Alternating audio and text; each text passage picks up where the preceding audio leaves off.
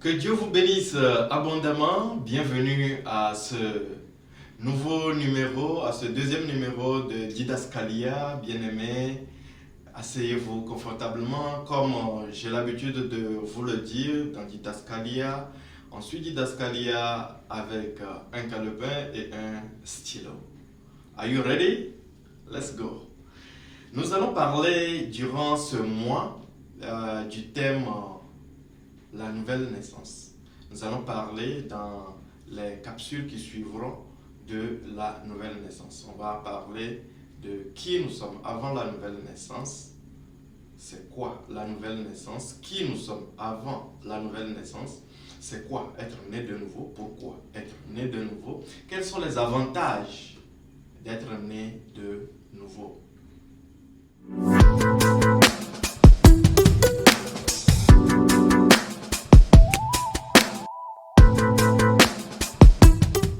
Bienvenue dans ce nouveau numéro. Nous allons voir tout de suite ensemble qui sommes-nous avant la nouvelle naissance. D'aucuns pourront me demander c'est quoi la nouvelle naissance? Pour faire très simple, la nouvelle naissance, c'est naître de nouveau de l'Esprit de Dieu. La nouvelle naissance, c'est naître de nouveau de l'Esprit de Dieu. La nouvelle naissance, c'est quitter sa vie d'avant où nous étions coupés de Dieu et se rapprocher de Dieu. Et nous avons un seul médiateur par lequel nous nous approchons de Dieu, c'est Jésus-Christ, le Fils de Dieu, qu'il a tant aimé, comme Jean 3,16 le dit, et qu'il a envoyé dans le monde, afin que quiconque croit en lui ne périsse point, mais ait la vie éternelle. C'est aussi ça, la nouvelle naissance. Alors, comment savoir qu'on est né de nouveau? C'est ce que nous allons voir ensemble. Avant la nouvelle naissance, qui sommes-nous? Avant d'accepter Jésus-Christ, qui sommes-nous? Pour cela, allons ensemble dans le livre d'Ésaïe, Ésaïe 53, verset 6. Nous étions tous errants comme des brebis. Chacun suivait sa propre voie. Et l'Éternel a fait retomber sur lui l'iniquité de nous tous. Parlant de Jésus-Christ. Regardons ensemble ce que Dieu dit.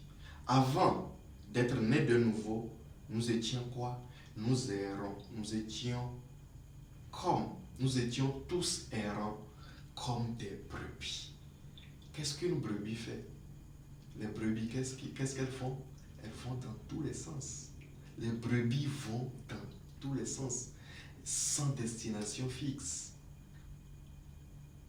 Et Dieu dit que nous étions tous errants comme des brebis. Bien-aimé, quel que soit ton rang social, quel que soit ton niveau d'études, quelle que soit ta position au travail, quelle que soit ta position au sein de ta famille, lorsque tu n'es pas né de nouveau, lorsque tu n'as pas entendu parler de Jésus-Christ, de ses œuvres pour ton salut, Dieu dit que tu es errant comme une brebis. Cela doit nous interpeller.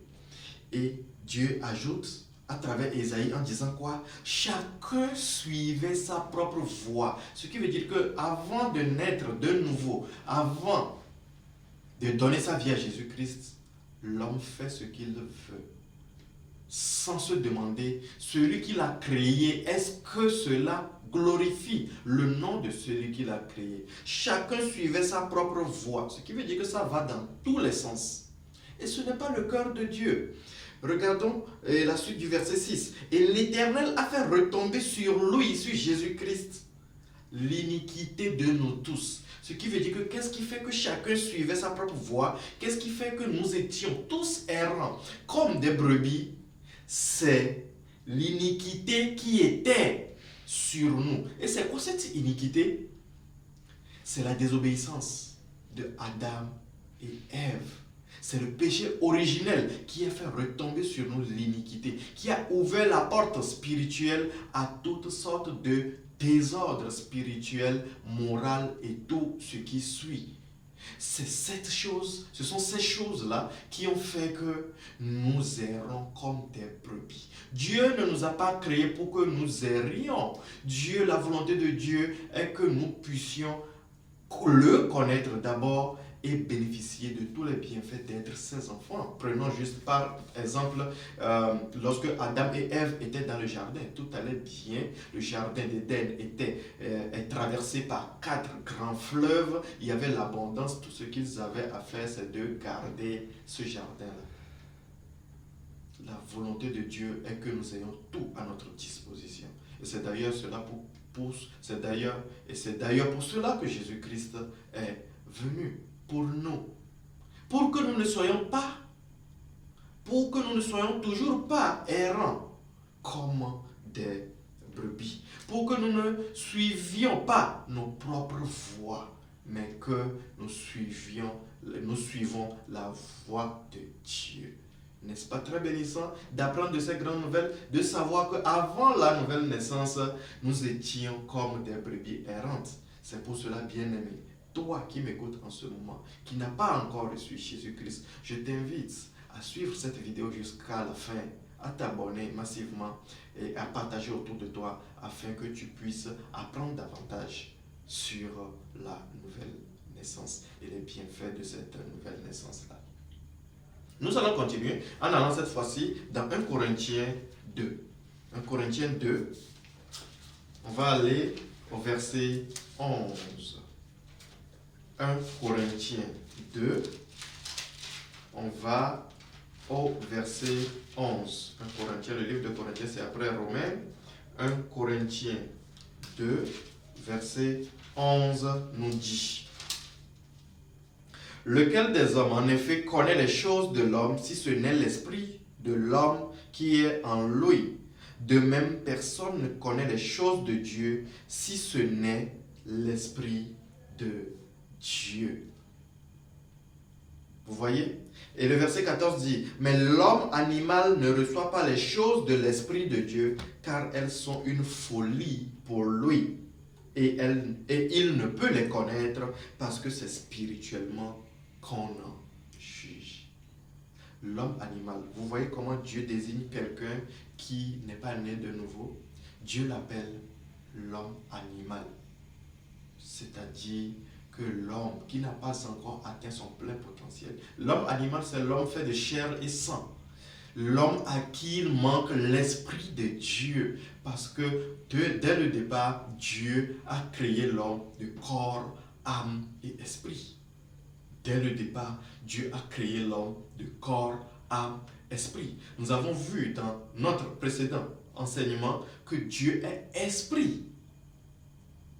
N'est-ce pas? Nous avons vu que Dieu est esprit. Pour communiquer avec l'homme, il a donné cette dimension spirituelle à l'homme afin de pouvoir communiquer avec sa créature.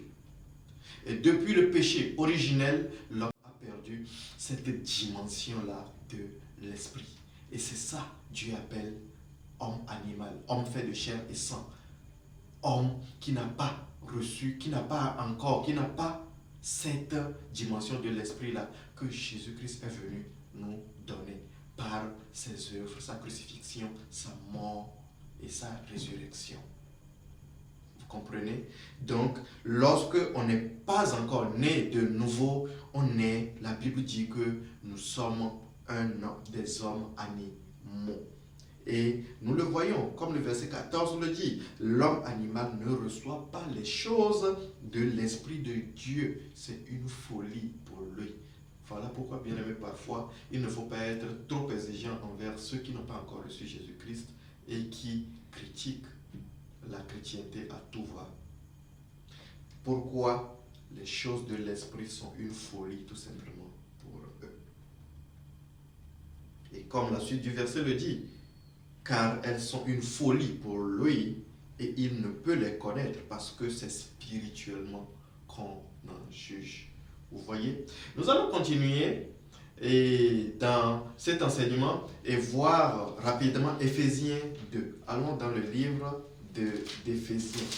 Éphésiens 2, on va aller au verset 2. pour voir encore une autre grande vérité. Éphésiens 2, verset 2 nous dit: vous étiez morts par vos offenses et par vos péchés, dans lesquels vous marchiez autrefois, selon le train de ce monde, selon le prince de la puissance de l'air, de l'esprit qui agit maintenant dans les fils de la rébellion. Vous voyez? Avant la nouvelle naissance, Dieu dit qu'on était mort par nos offenses et par nos péchés. Bien-aimé, toi qui respires, qui n'as pas encore reçu Jésus-Christ, spirituellement, Dieu dit que tu es mort. Cela doit nous interpeller. Vous étiez mort. Quiconque n'a pas encore reçu Jésus-Christ spirituellement est mort, comme le verset 1 de Éphésiens 2 le dit. Vous étiez mort par vos offenses et par vos péchés. Qu'est-ce qui nous a tués spirituellement? Ce sont les péchés. Et c'est le péché originel de Adam et Ève qui a fait que, oui, par le sang, nous avons hérité des péchés. Parce que c'est ce péché originel qui a ouvert la voie à toutes sortes d'absurdités, au manque, au vice, au meurtre, au vol, à la dépravation des mœurs et toutes sortes de dérives que nous connaissons aujourd'hui. Ce sont les conséquences du péché originel.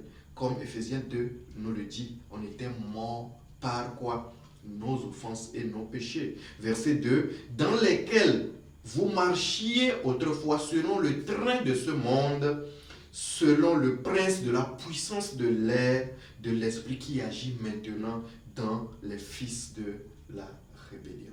Voilà un autre verset très révélateur sur qui nous étions avant la nouvelle naissance.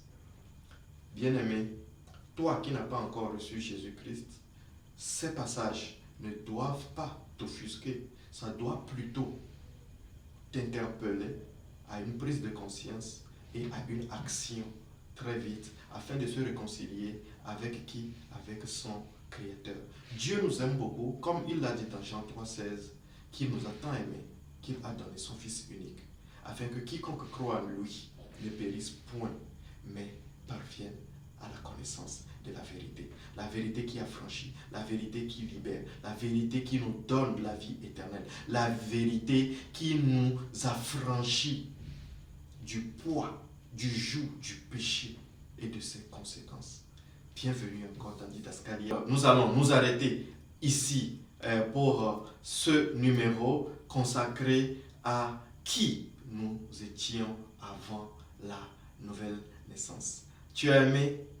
Abonne-toi, partage autour de toi et nous serons très bénis d'avoir ton commentaire en bas de cette vidéo. Que Dieu vous bénisse abondamment. Aimez-vous mes exhortations? Voulez-vous des exhortations qui vous expliquent en profondeur la parole de Dieu au point de la comprendre et de la mettre en pratique?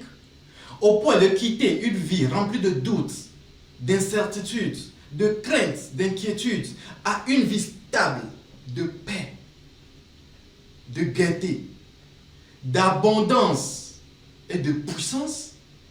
Bien-aimés, si vous êtes intéressé, je suis très béni de partager avec vous cette nouvelle, la sortie prochaine de mon livre, les 7 épîtres en profondeur pour les assoiffés.